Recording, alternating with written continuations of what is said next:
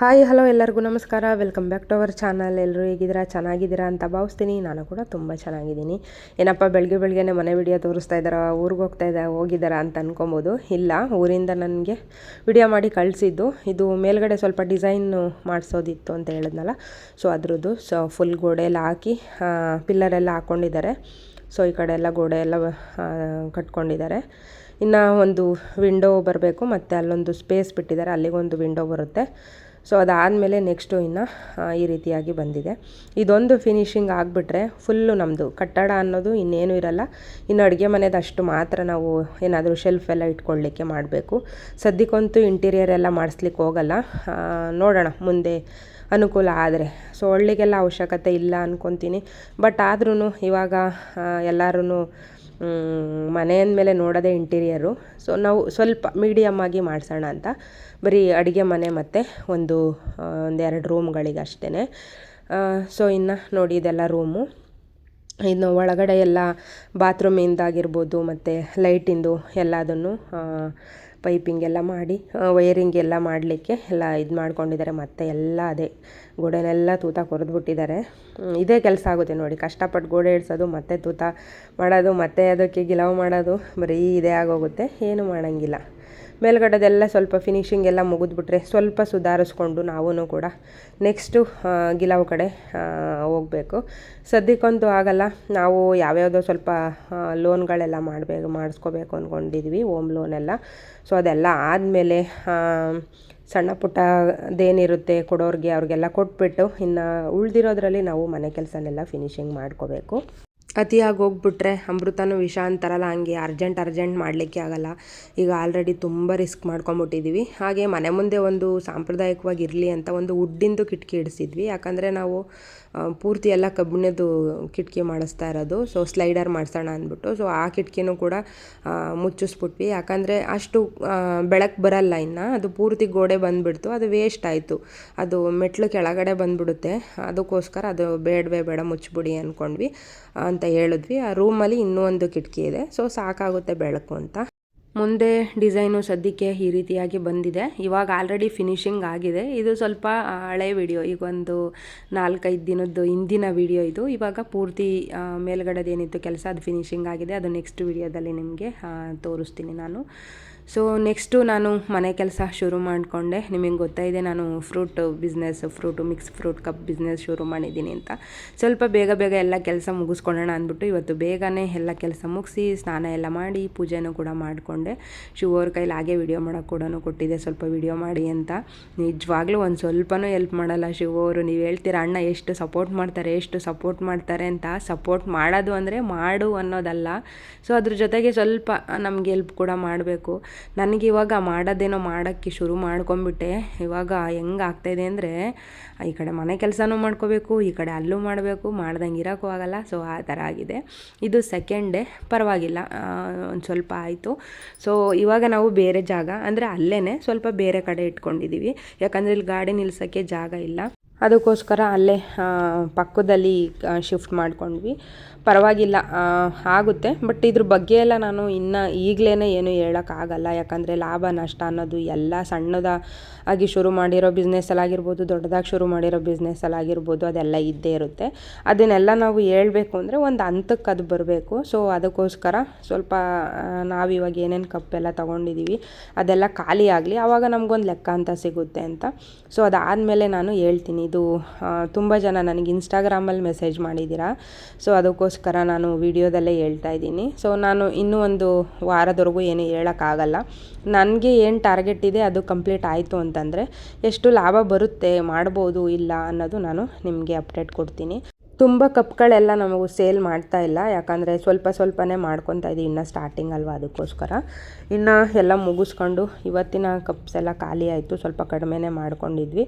ಅದಾದಮೇಲೆ ಮನೆಗೆ ಬಂದು ಸ್ವಲ್ಪ ಚಪಾತಿ ಮಾಡಿಕೊಂಡು ಪಲ್ಯ ಮಾಡಿಕೊಂಡು ಎಲ್ಲ ಕೆಲಸ ಶುರು ಮಾಡ್ಕೊಳ್ಳೇಬೇಕು, ಮನೆ ಕೆಲಸನೂ.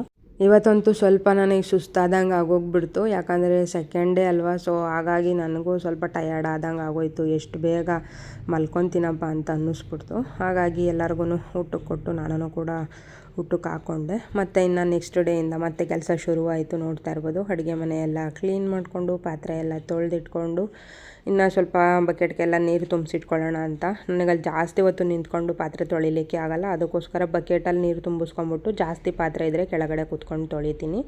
ಇನ್ನು ಮಸ್ಕ್ ಮೆಲೂನ್ ಇತ್ತು, ಅದರಲ್ಲೇ ಒಂದು ಜ್ಯೂಸ್ ಮಾಡಿಕೊಂಡೆ, ಅಡುಗೆನೂ ಕೂಡ ಮಾಡಿಕೊಂಡೆ. ಸಾಂಬಾರು ಮತ್ತು ರೈಸ್ ಮಾಡಿಟ್ಟಿದ್ದೀನಿ, ಚಪಾತಿ ಮಾಡು ಅಂದರೆ ಮಾಡೋಣ ಅಂದ್ಬಿಟ್ಟು. ಇನ್ನು ಮನೆಯೆಲ್ಲ ಕ್ಲೀನ್ ಮಾಡಿಕೊಂಡು ಫ್ರೂಟ್ಸ್ನೆಲ್ಲ ಕಟ್ ಮಾಡಿ ಎತ್ತಿಟ್ಕೊಂಡಿದ್ದೀನಿ. ಇನ್ನು ಪ್ಯಾಕ್ ಮಾಡ್ಕೋಬೇಕು. ನಾನಿಲ್ಲಿ ಕಿತ್ತಳೆ ಹಣ್ಣು, ಸೇಬು, ವಾಟರ್ ಮೆಲೂನು ಮತ್ತು ಏನು ಹೇಳ್ತಾರೆ ಸೀಬೆ ಹಣ್ಣು ಅಂತ ನಾವು ಕರಿತೀವಿ, ಅದು, ಕ್ಯಾರೆಟು, ಸ್ವಲ್ಪ ಸೌತೆಕಾಯಿ, ಈ ಥರದ್ದೆಲ್ಲ ಸ್ವಲ್ಪ ಸ್ವಲ್ಪ ಹಾಕೋತೀನಿ. ಕ್ಯಾರೆಟು ಸೌತೆಕಾಯಿ ಎಲ್ಲ, ಯಾಕಂದರೆ ಅದು ವೆಜಿಟೇಬಲ್ ಆಗಿ ಹೋಗ್ಬಿಡುತ್ತಲ್ಲ, ಸೊ ಹಾಗಾಗಿ ಸ್ವಲ್ಪ ಹೆಲ್ತಿಗೋಸ್ಕರ ಹಾಕೋತೀನಿ. ಸೊ ಇವತ್ತು ಎಲ್ಲ ಕಪ್ಗಳನ್ನು ಕೂಡ ಖಾಲಿ ಆಯಿತು 3 ಗಂಟೆ ಅಷ್ಟರೊಳಗೆ. ಇನ್ನೊಂದೇ ಒಂದು ಮಿಕ್ಕಿತ್ತು, ವೆಯ್ಟ್ ಮಾಡ್ತಾ ಇದ್ದೆ ಅಷ್ಟೇ. ಇನ್ನು 3ನೇ ದಿನದ್ದು. ಸೊ ಏನಕ್ಕಪ್ಪ ಸ್ವಲ್ಪ ಸ್ವಲ್ಪ ವಿಡಿಯೋ ಮಾಡ್ಕೊತಿದ್ದಾರೆ ಅಂತ ಅಂದ್ಕೊಬೋದು. ನಿಜವಾಗ್ಲೂ ವಿಡಿಯೋ ಮಾಡೋಕ್ಕೆ ನನಗೆ ಆಗ್ತಾನೆ ಇಲ್ಲ, ಆದ್ರೂ ಕೂಡ ವಿಡಿಯೋ ಮಾಡ್ಕೊತಾ ಇದ್ದೀನಿ, ಏನೂ ಮಾಡೋಂಗಿಲ್ಲ. ಸೊ ಬೆಳಗ್ಗೆನೇ ಎದ್ದು ಶಿವರಿಗೆ ತಿಂಡಿ ಮಾಡಿಕೊಟ್ಟು ಫ್ರೂಟ್ನೆಲ್ಲ ಕಟ್ ಮಾಡಿ ಅರ್ಶನ್ಗೆ ಜೋಡಿಸ್ಕೊಟ್ಬಿಟ್ಟು ಬಂದು ಅದಾದಮೇಲೆ ಮನೆ ಕೆಲಸನೆಲ್ಲ ಶುರು ಮಾಡಿಕೊಂಡೆ. ನಮ್ಮ ಮನೆ ನೋಡ್ತಾ ಇರ್ಬೋದು ಯಾವ ಥರ ಆಗಿದೆ ಅಂತ ಅಂದ್ಬಿಟ್ಟು. ಬಟ್ಟೆಗಳೆಲ್ಲ ಆಗಾಗೆ ಬಿಟ್ಬಿಟ್ಟಿದ್ದೀನಿ. ಇನ್ನು ಹಾಸಿಗೆ ಕೂಡ ನಾನು ಫೋಲ್ಡ್ ಮಾಡಿಟ್ಟಿಲ್ಲ, ಬೆಡ್ಶೀಟೆಲ್ಲ ಹಂಗೆ ಇದೆ, ಅವನ್ನೆಲ್ಲ ಮುಡ್ಚಿಡಬೇಕು. ಮತ್ತು ಬೆಡ್ ಕವರ್ ಚೇಂಜ್ ಮಾಡೋಣ ಅಂದ್ಬಿಟ್ಟು ಸೊ ಹಾಗೆ ಬಿಟ್ಟಿದ್ದೀನಿ. ಬಟ್ಟೆಗಳೆಲ್ಲ ನಾನು ಸ್ಟಿಚ್ ಹಾಕಿದ್ನಲ್ಲ, ಅವನ್ನ ತಗೊಂಡೋಗಿ ಹಂಗೆ ಹಾಕ್ಬಿಟ್ಟಿದ್ದೀನಿ. ಹೇಳ್ಕೊಳ್ಳೋ ಥರ ಹಾಲು ಒಂದಿದೆ ಅಷ್ಟೇ, ಅದನ್ನು ಬಿಟ್ಟರೆ ಇನ್ನೆಲ್ಲದನ್ನು ಗಲೀಜಾಗಿರೋದೇ. ಸೊ ದಯವಿಟ್ಟು ಯಾರು ಬೇಜಾರು ಮಾಡ್ಕೊಬೇಡಿ. ಸ್ವಲ್ಪ ಬೆಳಗ್ಗೆನೇ ಎಲ್ಲ ಕ್ಲೀನ್ ಮಾಡಿ ಕೊಟ್ಟಿದ್ದೆ, ಹಾಗಾಗಿ ಪೂಜೆ ಮಾಡಿಬಿಟ್ಟು ಹೋದರು. ಇನ್ನು ಕಿಚನ್ನೆಲ್ಲ ಕ್ಲೀನ್ ಮಾಡ್ಕೊಬೇಕು. ಸ್ವಲ್ಪ ಸಾಂಬಾರು ಮಿಕ್ಕಿತ್ತು, ಅದನ್ನು ಬೇಯಿಸಿಡ್ತಾಯಿದ್ದೀನಿ. ಇವತ್ತು ಮಧ್ಯಾಹ್ನಕ್ಕೆ ಅದೇನೆ, ಸಾಂಬಾರೆಲ್ಲ ಮಾಡ್ಲಿಕ್ಕೆ ಹೋಗಲ್ಲ. ಇನ್ನು ರೈಸು ಬೆಳಗ್ಗೆ ತಿಂಡಿಗೆ ಚಿತ್ರಾನ್ನ ಮಾಡ್ಕೊಂಡಿದ್ದೆ, ರೈಸ್ ಇದೆ, ಅದಕ್ಕೇ ಏನಾದ್ರೂ ಬಿಸಿ ಪಲ್ಯ ಮಾಡಿಬಿಟ್ಟು ಚಪಾತಿ ಮಾಡಿಕೊಡ್ಬೇಕು. ಇನ್ನು ಇವಾಗಿನ ಫ್ರೂಟೆಲ್ಲ ಕಟ್ ಮಾಡಿ ಅವನಿಗೆ ಜೋಡಿಸ್ಕೊಟ್ಟು ಬಂದೆ. ಸೊ ಹಾಗಾಗಿ ಇವಾಗ ಇಷ್ಟೊಂದು ಪಾತ್ರೆಗಳೆಲ್ಲ ಬಿದ್ದಿದೆ. ಮನೆಯಲ್ಲೆಲ್ಲ ಕ್ಲೀನ್ ಮಾಡ್ಕೊತೀನಿ. ಅವ್ನು ಕಟ್ ಮಾಡ್ಬೇಕಾದ್ರೆ ಎಲ್ಲ ನೀಟಾಗಿ ಕ್ಲೀನ್ ಮಾಡಿಕೊಂಡು ಆಮೇಲೆ ಇಲ್ಲೆಲ್ಲ ನಾವು ಕಟ್ ಮಾಡೋದು. ಯಾಕಂದರೆ ಸ್ವಲ್ಪ ಗಲೀಜಾದ್ರೂ ಯಾರೂ ತಗೊಳಲ್ಲ.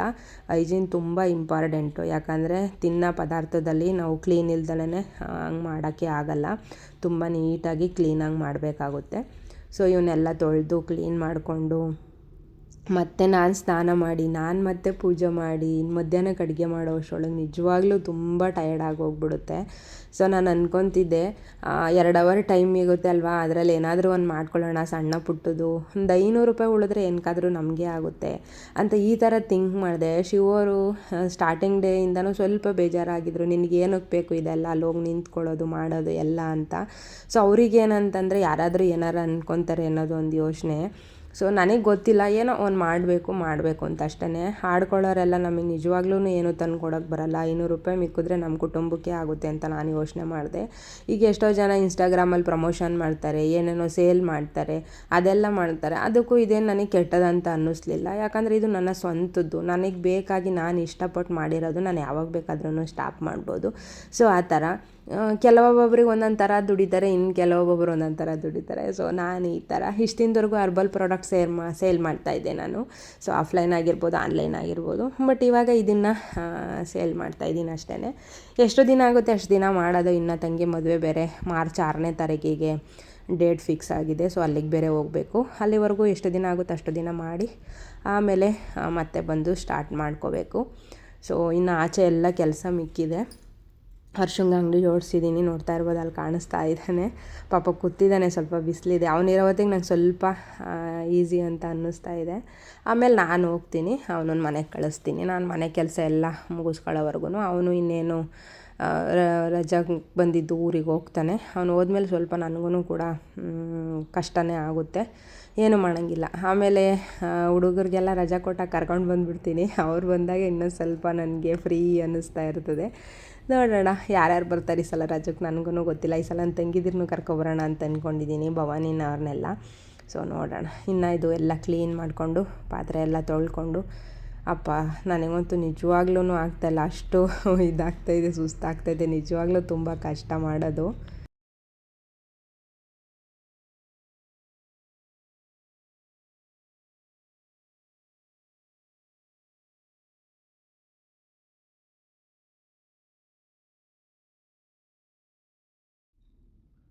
ನೋಡಿ ಇವಾಗ ಇಷ್ಟೆಲ್ಲ ಕೆಲಸ ಮುಗಿಸಿ ಮತ್ತೆ ಪೂಜೆ ಮಾಡಿ ಈಗ ಸ್ವಲ್ಪ ಹೊತ್ತು ಟಿ ವಿ ಹಾಕ್ಕೊಂಡು ಊಟ ಮಾಡ್ತಾ ಕೂತಿದ್ದೀನಿ. ಸ್ವಲ್ಪ ಹೊತ್ತು ಇಷ್ಟೊತ್ತರೆಗೂ ಅಂಗಡಿ ಹತ್ರಕ್ಕೆ ಹೋಗಿ ಬಂದೆ.